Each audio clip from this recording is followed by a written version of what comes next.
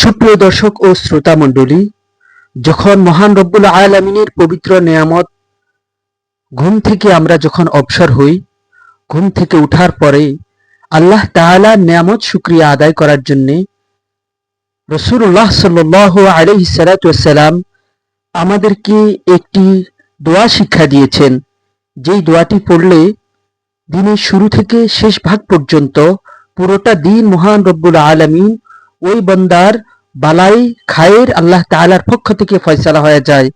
চলুন আমরা সেই দোয়াটি কি এখন সেই দোয়াটি শিখে নিই। এর আগে আপনাদেরকে ছোট্ট একটা অনুরোধ করব, যারা এখনো আমাদের চ্যানেলটি সাবস্ক্রাইব করেননি, চ্যানেলটি সাবস্ক্রাইব করে আমাদের সাথে থাকুন। ঘুম থেকে উঠার দোয়াটি হলো এই: আলহামদুলিল্লাহিল্লাযী আহইয়ানা বা'দামা আমাতানা ওয়া ইলাইহিন নুশুর।